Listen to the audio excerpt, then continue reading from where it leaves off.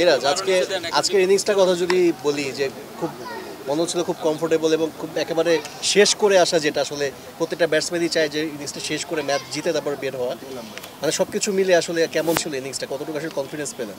না, খুবই ভালো লেগেছে। আপনি দেখেন যে এরকম একটা ম্যাচ আমাদের 4টা আর্লি উইকেট পড়ে গিয়েছিল, একটু কঠিন ছিল, একটা পার্টনারশিপ দরকার ছিল। আর এরকম ম্যাচ যদি খেলতে পারি, একটা হ্যাবিট করতে পারি, তাহলে ইন্টারন্যাশনাল ম্যাচে কাজে লাগবে। কারণ এরকম সিচুয়েশন অনেক আসবে ইন্টারন্যাশনালে, যে আমাদের কিভাবে এখানে সার্ভাইভ করতে হবে, কিভাবে ট্যাকল করতে হবে। সো এখান থেকে এই জিনিসটা শিখে যাওয়াটা খুব ইম্পর্টেন্ট প্রত্যেকটা প্লেয়ারের। এবারে ডিপিএলে অনেক ম্যাচ হচ্ছে, রান হচ্ছে, প্রচুর রান হচ্ছে। সেই ক্ষেত্রে হচ্ছে দুইটা বড় দলের এই ম্যাচটাকে আসলে লো স্কোরিং ম্যাচ বলবেন কি নাকি এটাও একটা এক্সপ্লেনেশন? দেখেন যে উইকেটটা ফার্স্টের দিকে একটু মহেশাত ছিল সকালবেলা, এবং ইবাদত খুবই ভালো বোলিং করেছে। আর আমার কাছে মনে হয় যে উইকেটটা একটু পরে বেটার হয়েছে, যখন আমরা ব্যাটিং করেছি খুবই ভালো ছিল। আর চ্যালেঞ্জ ছিল প্রথমে যারা ব্যাটিং করেছে, আর বোলাররা খুব ভালো জায়গায় বল করেছে। আর লো স্কোরিং ম্যাচ সবসময় একটু টাফ হয়। সবসময় দেখেন যে এখানে কিভাবে ব্যাটিং করতে হবে, এটা ব্যাটসম্যানের খুব মেন্টালি একটা লাগে, সাপোর্ট লাগে, যে আমি কিভাবে অনেক সময় মারাও লাগবে না, আবার অনেক সময় ধরে উইকেট খেলতে হবে, এরকম একটা সিচুয়েশন ঘটে। সামনে তো জিম্বাবুয়ে সিরিজ মিরাজ, মানে আসলে যদিও কাগজে কলমে ওরা একটু উইক যদি বলা যায়, তারপরও মানে কি মনে হচ্ছে যে বাংলাদেশ আসলে কী ধরনের মানে স্ট্র্যাটেজি নিয়ে খেলা উচিত? আমাদের কি ওই সর্বশক্তি নিয়ে খেলা উচিত, নাকি একটু কয়েকজনকে পরীক্ষা নিরীক্ষা করা উচিত, নতুনদের পরখ করে নেওয়া উচিত? আপনি দেখেন যে ইন্টারন্যাশনাল ম্যাচ কিন্তু সবসময় টাফ হয়, আপনি যে টিমের সাথেই খেলেন না কেন। আর বড় টিম ছোট টিম এরকম না, পারফর্ম করলে অ্যাট দ্য সেম টাইম কিন্তু আপনার ইন্টারন্যাশনালি কাউন্ট হবে।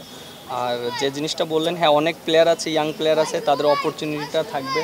কারণ আমরা জানি যে দেখেন ওয়েস্ট ইন্ডিজে যে আমরা টেস্ট ম্যাচটা জিতেছিলাম, সেখানে অনেক প্লেয়ার ছিল না, বাট তাদের একটা অপরচুনিটি হয়েছে, অনেক ইয়াং প্লেয়ার, 2-3টা প্লেয়ারের। আবার হয়তো এই সিরিজেও অনেক ইয়াং প্লেয়ারদের অপরচুনিটি হবে, but at the same time তাদের পারফর্ম করাটা খুব ইম্পর্টেন্ট। কারণ আপনি দেখেন যে আমাদের মোস্ট যারা সিনিয়র প্লেয়ার, তারা কিন্তু অলরেডি রিটায়ার্ডে চলে গেছে, এবং আস্তে আস্তে দায়িত্বটা আমাদের নিতে হবে, এবং যারা আছে তাদের পারফর্ম করতে হবে। কারণ আমাদের বাংলাদেশটাকে একটা স্টেপে নিয়ে যেতে হবে। এখন সেই রেসপন্সিবিলিটি আমাদের সবার, কিভাবে আমাদের ভালো করতে হবে, এইসব সিরিজগুলোতে ভালো করে করে আমাদের বাংলাদেশের যে আমরা যেখানে ইমপ্রুভ করতে পারি, সেই জায়গাটা নিয়ে যেতে পারি।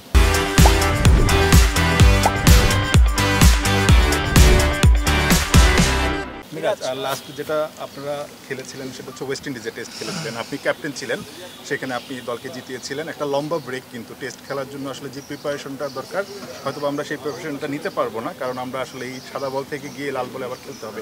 এটা একটু বাড়তি চ্যালেঞ্জ থাকবে কিনা? যদিও হোম কন্ডিশন একটু মানে বেনিফিটস থাকেই হোম টিমের জন্য, তো একটু কি চ্যালেঞ্জ থাকবে কিনা?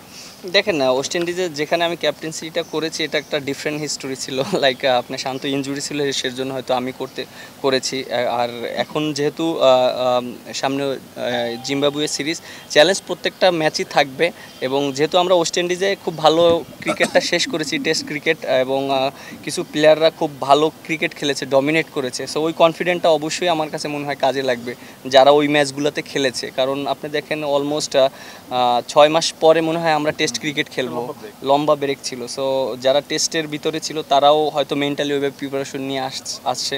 হয়তো আমাদের সামনে 10 দিনের মতন আমরা একটা সময় পাবো টেস্ট খেলার আগে, তার ভিতরে হয়তো আমরা প্রিপারেশন নিয়ে গুছিয়ে ফেলতে পারবো। মিরাজ, চলতি ডিপিএল এ সবগুলো দলের মধ্যেই প্রাইম ব্যাংক একটু আক্রমণাত্মক ক্রিকেট খেলছে, তো সেক্ষেত্রে প্রাইম ব্যাংক যে ব্র্যান্ডের ক্রিকেট খেলছে, ডিপিএল এ এই ধরনের চ্যালেঞ্জ নতুন কিনা? প্রাইম ব্যাংকের এগেইনস্টে বোলিং অ্যাটাক সাজানোর ক্ষেত্রে আসলে কি ধরনের চিন্তা ভাবনা থাকে? দেখেন, প্রাইম ব্যাংক এর আগে যেভাবে ক্রিকেট খেলেছে, হ্যাঁ অ্যাটাকিং ক্রিকেট খেলেছে, বিশেষ করে নাইম শেখ, ও যেভাবে ক্রিকেট খেলছে, এবং আমার কাছে মনে হয় যে ও অনেক ইমপ্রুভ করেছে নিজেকে। এবং আপনি দেখেন যে অনেক ম্যাচুর ব্যাটিং করছে ও।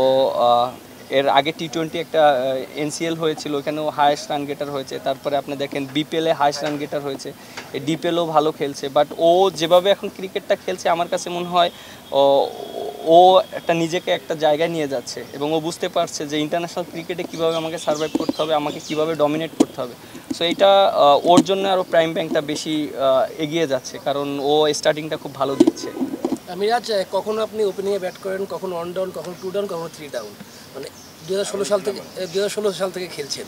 কিন্তু জায়গাটা এখনো পোক্ত হয়নি, কারণটা জানা আছে কি জন্য একটা জায়গায় ব্যাটিং করা হচ্ছে না, সুযোগ হচ্ছে না। আপনি একটা দলের চাহিদা অনুযায়ী ব্যাট করেন, আপনার চাহিদা থাকতে পারে। এটা কি ঢাকার লিগের জন্য না, না সব কিছু সব কিছু আচ্ছা একটা জিনিস দেখেন, হ্যাঁ আমি অবশ্যই চাই একটা জায়গায় সেটেল হতে, এবং এটা টিম ম্যানেজমেন্টও এগ্রি করেছে, আমার সাথে কথা হয়েছে, এবং কোচ বলেন, প্রেসিডেন্ট বলেন, ফারুকের সাথেও কথা হয়েছে অনেকবার যে একটা জায়গায় যদি আমি সেটেল হতে পারি আমার জন্যও ভালো হবে, at the same time Bangladesh টিমের জন্য লাভ হবে। সো হঠাৎ করে তো একটা জায়গায় আপনি এস্টাবলিশড হতে একটু সময় লাগবে, হয়তোবা আমি এর আগে 4 নম্বরে খেলেছি, বাট আমার কাছে মনে হয় যে জিনিসটা যে একটা জায়গা যদি 5-6 যদি সেটেল হতে পারি অ্যাট দ্য সেম টাইম, কারণ আমার রোলের সাথে ওই জিনিসটা খুব ইম্পর্টেন্ট যায়। এর আগে আমি 6-8 নম্বরে খেলেছি, কারণ ওখানে ফিনিশিং রোলটা থাকে। সো আমি যদি 5-6 খেলতে পারি তাহলে আমার ফিনিশিং রোলটা আমি পাবো। সো আমার কাছে মনে হয় যে ওভারঅল টিম ম্যানেজমেন্ট একটা ভালো ডিসিশন নেবে এবং এটা তারা এগ্রি করবে, আর এটা আমার জন্য ভালো হবে, অ্যাট দ্য সেম টাইম টিমের জন্য ভালো হবে। মিরাজের সবচাইতে পছন্দের ইয়েটা কিন্তু ব্যাটিং পজিশন 5-6 আচ্ছা 5-6 নাই মিরাজ, আপনার গত 1 মাস ধরে আপনারা সাদা বলের একটা ফোকাস রয়েছে, মানে টেস্টে ক্রিকেট খেলছেন, তো টেস্টের আগে সাধারণত একটু লাল বলের প্র্যাকটিসটা খুব জরুরি পড়ে, এবং ম্যাচ খেলাটাও টেস্টে নামার আগে ম্যাচ খেলাটা জরুরি কিনা, একটা 3 দিনের বা 2 দিনের একটা ম্যাচ খেলাটা খুব জরুরি ছিল কিনা অ্যাডাপ্ট করার জন্য? দেখেন আমরা কিন্তু ওডিআই ক্রিকেট খেলছি এবং অনেক দিন ধরেই ডিপিএল এর ভিতরে আছি, অলমোস্ট সিমিলার টি20 না যে আপনি যে মারতে হবে এরকম, বাট টেস্টের আগে হয়তো আমাদের সময় আছে 10 ডেজ পাবো, এবং আমরা ওই 10 ডেজের ভিতরে আমরা নিজেদের প্রিপারেশনটা নিতে পারবো, এবং সিলেটে মেবি হয়তো 2 দিনের আমরা একটা প্র্যাকটিস ম্যাচও খেলতে পারি, আমি জানি না, টিম ম্যানেজমেন্ট সেটা মনে করেন কি যে ডিসাইড করবে, হয়তো ম্যাচ সিনিয়রেও খেলতে পারি, এরকম হতে পারে, বাট আমার কাছে মনে হয় 10 দিন অনেক এনাফ টাইম টেস্ট ক্রিকেটের জন্য আমরা প্রিপারেশন নিতে পারবো। আমাদের এই জায়গাটায় কিন্তু মিরাজ সবসময় একটা ঘাটতি থেকে যায় আসলে। আমরা দেখি যে চ্যাম্পিয়ন্স ট্রফির আগে আমরা বিপিএল খেলে গেলাম, টি20, আবার এখন ওয়ানডে খেলে টেস্টে খেলতে যাচ্ছি, মানে এই জায়গাটায় কোনো না কোনোভাবে ঘাটতি থেকে যায়। তো এটা তো আসলে আপনাদের দিক থেকেও কোনো কিছু বলার থাকে আসলে বোর্ডকে, বা অন্য কোনোভাবে আসলে বলার সুযোগ থাকে কিনা যে আমাদের একটা প্রপার প্রিপারেশন যেন হয়, প্রপার প্র্যাকটিসের জন্য আসলে খেলতে পারি, কারণ টেস্ট ম্যাচটা তো আসলে একটা গ্যাপে খেলাটা খুব একটা সহজ সবার জন্য না, হয়তো আপনারা যারা এক্সপিরিয়েন্স তাদের জন্য হয়তো সমস্যা না, বাট সবার জন্য তো আসলে একরকম না।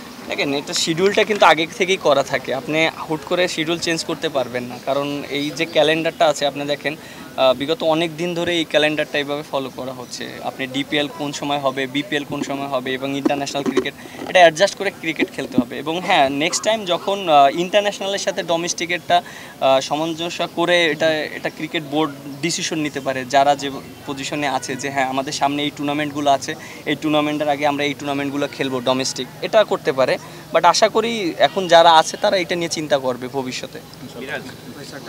লিটনটা শুধু এই সিরিজে নাই, আপনি অঙ্কনের অবস্থানটা কীরকম দেখেন? এই যদিও সে একটা ম্যাচ ভালো করে নেই আছে কিপার, বাট আপনার অঙ্কনের গ্রোথটা কীভাবে দেখছেন? না, অঙ্কন আপনি দেখেন লাস্ট 3-4 বছর ধরে বাংলাদেশ ডোমেস্টিক অনেক ভালো ক্রিকেট খেলছে, আপনি দেখেন এবার বিপিএলে অনেক ভালো খেলেছে, এবং এর আগের বার ডিপিএলে হাইস্ট রান গেটার হয়েছে, এবং ও যে জায়গায় খেলেছে পারফর্ম করেছে। আর আমার কাছে মনে হয় ওদেরকে অপরচুনিটি দেওয়াটা খুব ইম্পর্টেন্ট, কারণ ওরা যদি এখন থেকে ভালো খেলে বাংলাদেশে হয়তো 5-7 বছর সার্ভিস দিতে পারবে, এই জিনিসটা খুব ইম্পর্টেন্ট, এবং at the same time or perform করাটা ইন্টারন্যাশনালের সাথে হ্যাবিটটা হয়ে যাবে। সো আশা করি ও অনেক প্রিপারেশন নিচ্ছে, এবং আমি ওরে অনেক কাছ থেকে দেখেছি, একসাথে অনেক বছর ক্রিকেট খেলেছি, ও এখন যে মেন্টালিটিতে আছে অবশ্যই ইন্টারন্যাশনাল সাকসেস হবে। একটা ম্যাচ খারাপ খেলার পরে মানে বেসিক্যালি কি করতে হয়, কি আছে যেহেতু একটা টেস্টে খারাপ খেলছে, আপনি একটা ম্যাচ খারাপ খেলে একটা জিনিস দেখেন যে আপনি একটা ম্যাচ খারাপ খেলে যে প্লেয়ারটা খারাপ হয়ে যাবে এরকম না জিনিসটা, ও অনেক ভালো প্লেয়ার, আর আমার কাছে মনে হয় ও যে অনেক খারাপ খেলছে এরকম কোনো কিছু না, হয়তো ফার্স্ট ইনিংসে একটু খারাপ হয়েছে, বাট এখন অনেক সুযোগ আছে, যদি ওকে সুযোগ দেওয়া হয় অনেক ভালো খেলবে।